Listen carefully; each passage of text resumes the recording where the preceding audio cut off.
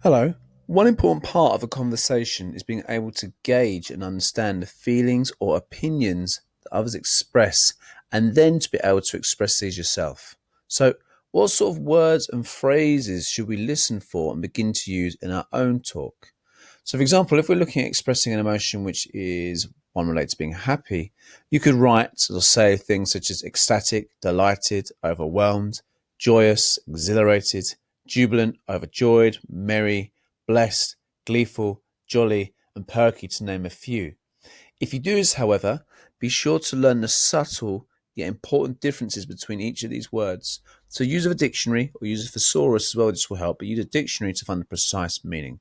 So here are some examples of how you could use those in a sentence. I was happy when my nan came to stay. I felt ecstatic when I passed my exam.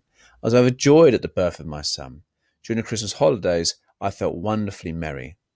Similarly, if we're looking at the opposite of this, so the idea of feeling sad, you can expect to hear words such as low, depressed, weepy, down, teary, upset, and unhappy.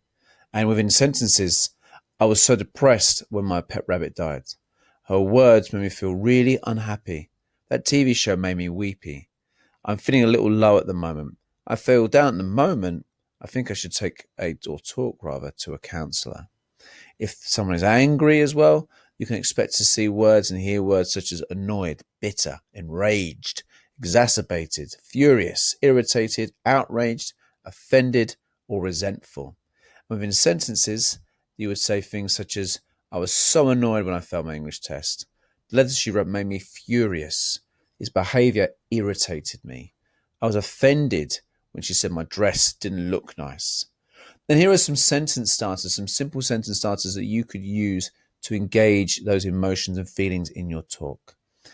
I did or didn't like, I like, don't like, I preferred, I thought it was, and obviously insert the emotion there.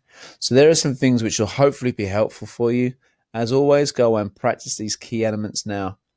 Thank you and good luck.